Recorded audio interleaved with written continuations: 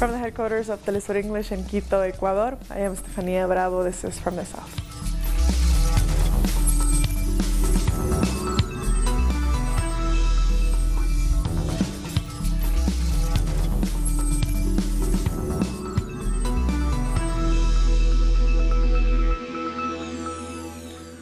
Venezuela has suffered another power outage in several regions of the country. The Minister of Communications, Jorge Rodriguez, said it was an attack on the grid similar to the one 2 weeks ago. But this time, he said measures have been taken since then allowed the electricity system to be restored within a few hours. Rodriguez also presented new evidence to show links between the financial mafias that support Juan Guaidó. Todos los mecanismos implementados. All the mechanisms introduced by President Nicolás Maduro following the brutal attack perpetrated by criminal elements of the far right on Thursday, the 7th of March, have worked perfectly. This includes the backup mechanisms, the prior maintenance, and the communications between the different substations. And this meant that in record time, we were able to restore power almost completely throughout the country. A Russian Air Force plane has returned from Venezuela. 2 Russian Air Force planes landed in Venezuela on Saturday, carrying a Russian defense official and nearly 100 troops. This comes as Russian Foreign Minister Sergei Lavrov has told U.S. Secretary of State Mike Pompeo he believed the U.S. tried to organize a coup in Venezuela. Meanwhile, Pompeo has called on Russia to cease support for President Maduro. Venezuelan Foreign Minister Jorge Arreaza responded on Twitter saying, quote, "What cynicism that a country like the U.S., with more than 800 military bases throughout the world, much of them in Latin America, and a growing military budget of more than $700 billion, intends to interfere with military technical cooperation programs between Russia and Venezuela." Arreaza goes on to say, quote, "Pompeo well knows that the only tensions in Venezuela are those that his government has created through threats of the use of force, the criminal economic blockade, and the direct leadership that Washington has assumed in the failed attempt at a coup d'etat." Results from Sunday's local elections in Ecuador continue to be processed. Nearly 6,000 officials were chosen. They will take office on May 14th. Our correspondent in Quito, Denise Herrera, has more. Good afternoon. During a press conference, the president of the National Electoral Council, Diana Tamain, received the first report made by international observers. In this case was the Inter-American Union of Electoral Organizations, UNIORE, who made the first report during the local elections in Ecuador. According to this mission, they didn't see any irregularity during this process. So the president of the National Electoral Council thankful this participation and also said that they are very happy with the results. But until now, we didn't know any final results about the new authorities in Ecuador. So we will see if in these coming hours the authorities of the council set any results. Thank you, Denise, for that report. A judge in Brazil has ordered the release of former President Michel Temer. Temer was arrested in Sao Paulo last Thursday, accused of leading a criminal organization that allegedly received or arranged almost $500 million in bribes. The federal judge was due to hear an habeas corpus request on Wednesday, but brought forward his decision. But it's unclear if Temer will indeed be released. Israel and the Palestinians have agreed a ceasefire brokered by Egypt. Hours earlier, the Israeli military launched a series of airstrikes in the north of the Gaza Strip. They said this was in response to a Palestinian rocket that hit a house north of Tel Aviv. The Gaza Health Ministry says 5 Palestinians were wounded. This video reportedly shows an airstrike on the offices of the head of the Hamas Politburo, Ismail Haniyeh. Haniyeh was the Prime Minister of Gaza and is one of the best-known leaders of Hamas.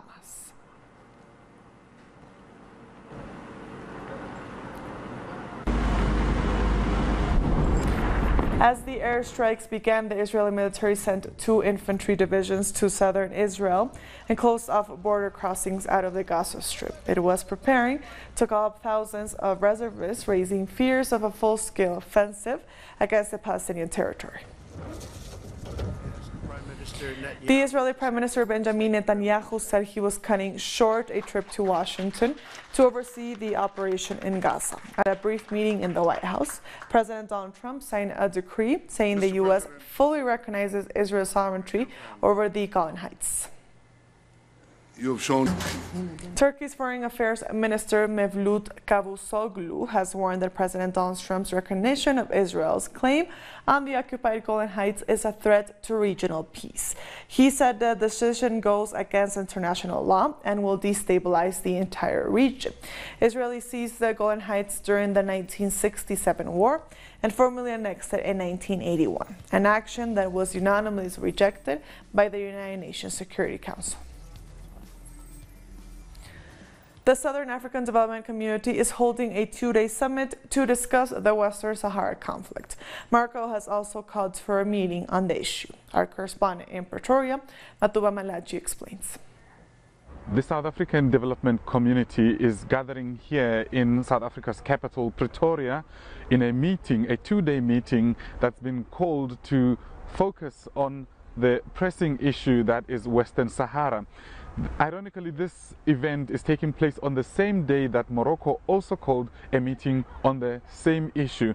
Morocco has been feeling the pressure to give up its so-called illegal occupation of Western Sahara. Now, Southern African nations have decided to gather and focus on this matter, but Morocco has also invited other nations in what's been seen as a deflection of a very pressing matter to resolve the Western Sahara issue.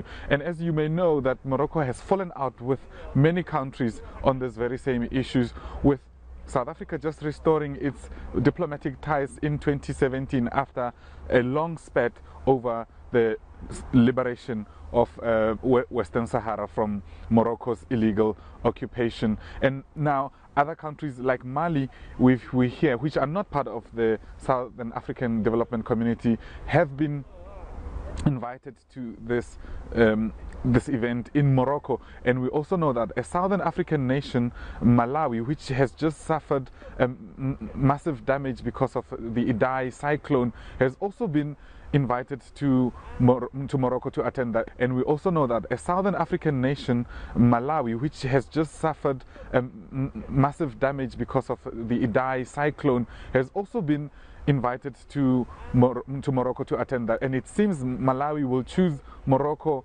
over its neighboring states in the SADC region to go and attend that meeting. And that's seen because of the pressure, the financial pressure that Malawi faces. And now it's a tit-for-tat kind of politics that Malawi will go to the Morocco meeting instead, so that it can get the financial assistance it needs to address its own domestic issues. But it remains to be seen what will come out of this two-day meeting here in Pretoria, because the AU has also put a lot of pressure on resolving the Western Sahara issue, and the people of Western Sahara themselves have been calling for independence from Morocco for a while, also calling for the release of dissidents that are arrested in Morocco, because Morocco has been clamping down on any different voice that speaks of independence. But here in Pretoria, it's a wait-and-see situation to see what the heads of states in the Southern African Development Community have come to the kind of conclusion they have come to on this very sensitive matter on the African continent. It's back to you, studio. We thank Madua for that report. The government in Mali has nominated a new chief of military after gunmen killed at least 134 people on Sunday. 2 generals have also been replaced. The Minister of Justice visited the survivors at the hospital. Fulani herders were targeted in the deadliest attack in central Mali, fueled by ethnic and religious violence. Children and women were among the victims. The President called an emergency meeting of the Council of Ministers today to take a certain number of decisions relating to the violent developments of the security situation. Thus, we have proceeded with the dissolution of the Dan Na Amasogo Association. Taking into account the protection of population remains the responsibility of the state. The main political parties that headed to the polls in Thailand on Sunday say they will form a government, although official results are yet to be released. Preliminary results released on Sunday gave the ruling party the win, but the opposition is leading the win in parliament seats.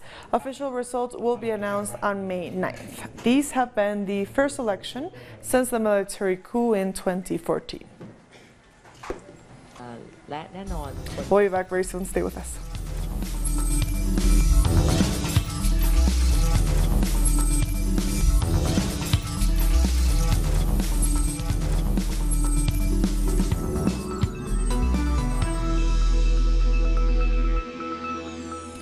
Welcome back. Guyana's opposition, the People's Progressive Party, says it intends to stay away from the parliament until the Caribbean Court of Justice rules on the no-confidence motion against the government.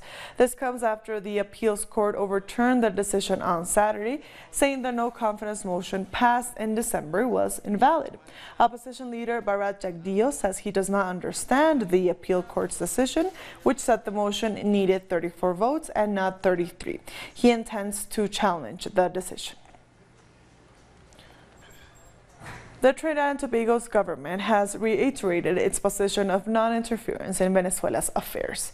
Foreign Affairs Minister Denise Moses gave the assurance after he and other regional diplomats took part in a conference call with the Venezuelan opposition lawmaker Juan Guaidó on Saturday. Moses said even though Guaidó presented new information, Trinidad maintains its position. This comes after 5 Caribbean leaders met with the U.S. president on Venezuela. Lights pilots have refused salary cuts proposed by the cash-strapped regional airline, which is based in Antigua. Leeward Islands Pilots Association President Carl Burke says there is no guarantee pilots will recoup their investments. The pilots say they have no confidence in the team and fear they will be asked to sacrifice even more. Earlier this month, Caribbean countries were asked to contribute to $5.4 million in emergency funding to keep the airline running. The indigenous protest in Colombia has entered its 15th day with about 20,000 people gathering in the Cauca Valley. Our correspondent Tatiana Portela has the details. We are here at the municipality of Dawa in the department of Valle del Cauca, where in a few minutes more than 2,000 indigenous people will depart to join a national indigenous march in La Doctrina. This is a peaceful protest that has been ongoing in the departments of Cauca and Valle del Cauca for the last 15 days.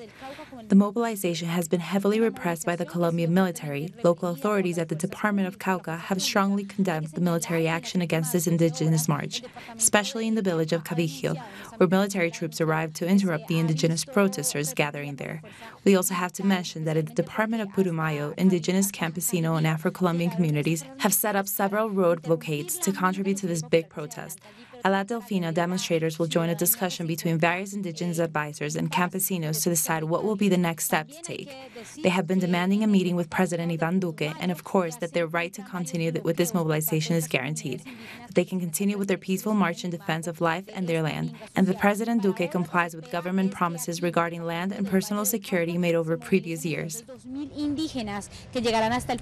thank Tatiana for that report. And staying in Colombia, 8 indigenous people were killed in an explosion last week as they prepared to receive Campesino, indigenous, and Afro-descendant people taking part in the protest.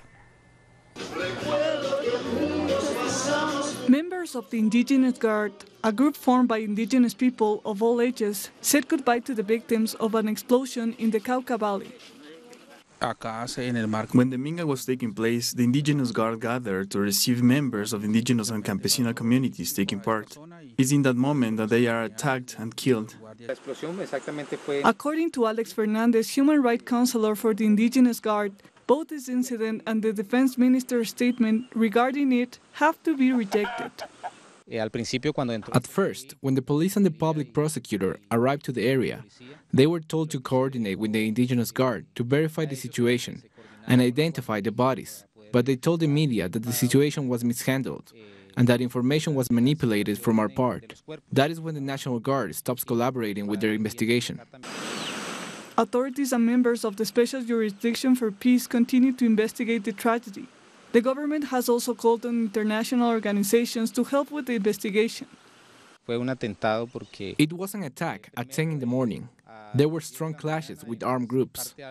Then, there were also drones flying around the area, and there was military presence.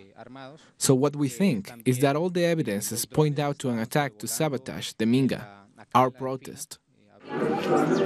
People who joined to continue the protest said that the statement released by the government against the protest is aimed at breaking up the demonstrations. They do this not to give an answer to the demands of indigenous people and not to respect their rights. The government is not respecting the agreement reached during the last demonstrations. While people are still grieving over the death of 8 indigenous people, the Guard has said they will keep on protesting to demand peace in their territories and the fulfillment of the agreements reached with the government since 1991. About 38,000 families have been affected by heavy floodings in eastern Bolivia. Many homes were destroyed in areas around the city of Santa Cruz after rivers rose over their banks. Bolivia's defense ministry has sent 6 tons of humanitarian aid to the affected areas. Sunday marked 43 years since the U.S.-backed military coup in Argentina, during which time about 30,000 people were arrested and disappeared. Large concentrations took place in the historic Plaza de Mayo under the slogan Memory and Unity. Marchers took to the streets of Buenos Aires with a large flag showing the names and pictures of those who disappeared during the military dictatorship in Argentina. Accompanied by a sea of people, the mothers and grandmothers of the Plaza de Mayo displayed their usual white handkerchiefs and led the massive march. They have to stop that mistreatment. The government cannot turn its back on the people. The government is afraid of us because we keep resisting. Today we march to remember the 3,000 missing anti-Salvador coups, neither in Argentina nor in Latin America. We want to tell the United States to come out from our lands. The streets of Buenos Aires became a place to look back at history. Human rights organizations, along with thousands of people, remembered the victims of the last dictatorship under the slogan, "With memory and unity, we'll fight for the nation we dream about and for the 30,000." The hope of all those who resisted and fought remains at the Plaza de Mayo, and the hope of all people from Latin America, I believe. We see the 1976 coup as an act of imperialist hatred, and our fight is the resistance. The march arrived to the historic Plaza de Mayo, where a document was read to reiterate the people's continued fight and to say that the horrors of the past will not be allowed to happen again. We are still here. We are here just like every 24th of March. Our main thought is for our sons and for the 30,000 missing. We reject the genocide that took place in the 70s, and we completely reject the government of Mauricio Macri for the human rights violation it currently carries out. Marchers commemorated the fight for the 30,000 missing who were victims of state terrorism between 1976 and 1983. They say once again that they will not forget and they will not forgive, on the face of a government that has tried to erase this memory. We'll take a short break now. Join us again after this.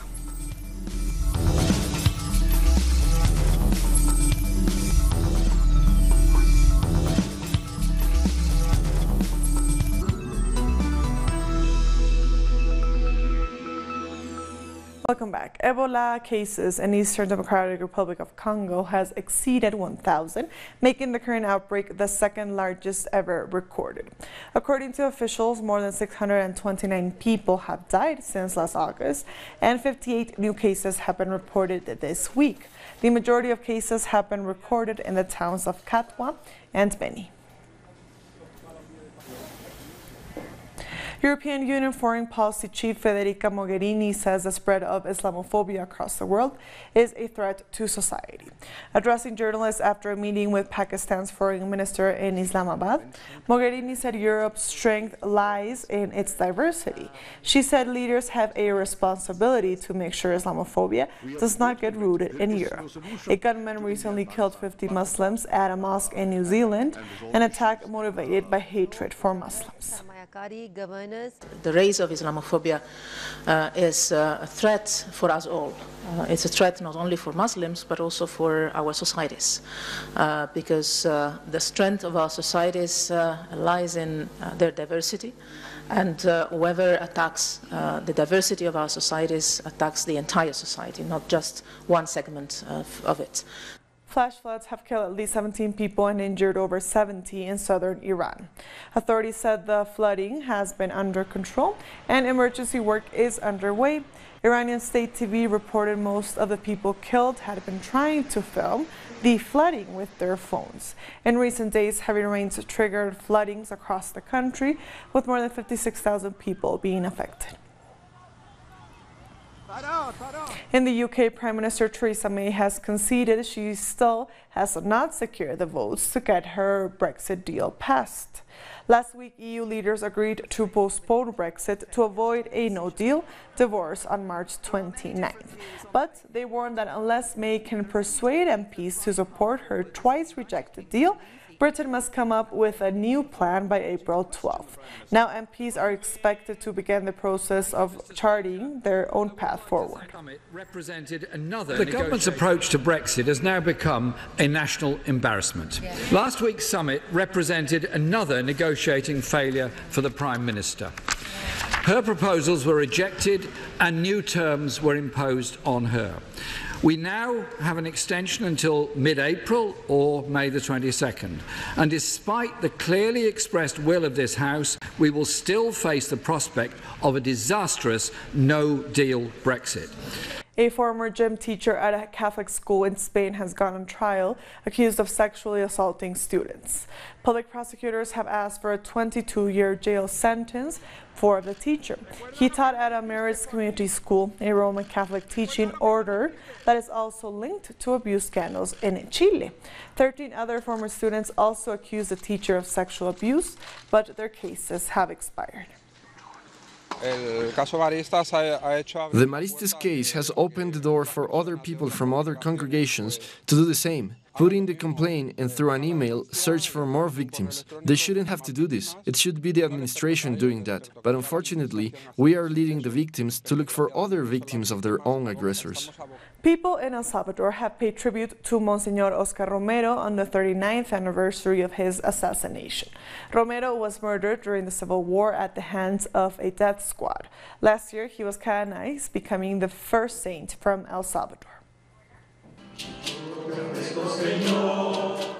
A mass was held in the Divina Providencia Church, the same place where Monsignor Oscar Romero was murdered in 1980. Almost 4 decades after his brutal killing, his murderers still haven't been sentenced. We are happy that he is the first person in El Salvador to be canonized, but we are also very worried about the judicial process of the country, because it is at a standstill, it's not making any progress. The case of Monsignor Romero is still open. Judge Rigoberto Chicas is in charge of it. The family of Monsignor Romero has the right to know the truth. The civil war in El Salvador began the same year Oscar Romero was murdered. Romero always denounced the powerful class and the abuses by army, forced disappearances, and human rights violations. He was known as the voice of the voiceless. Through his faith and his great commitment to the people, he knew very well the importance of the church and a true priest. He was always with the people in their struggles and sufferings. Worshippers took part in the pilgrimage to his tomb. Former combatants also paid tribute to him. They remember Monsignor Romero as their spiritual guide. Me and a group of combatants were very close to him during the armed conflict. He was killed, but we never stopped worshipping him. He hasn't died. He's still alive for us, alive in the social causes he fought for, against social injustices, and for those who are forgotten by the people in power. The legacy of Monsignor Oscar Romero continues to strengthen the social struggles of people even 39 years after his murder. And with that story, we've come to the end of this news brief. These and other stories, as always, find them on our website at telesurenglish.net. And also join us on social media. We are on Facebook, on Twitter, and on Instagram. For Televisor English, I am Estefania Bravo. Thank you for watching.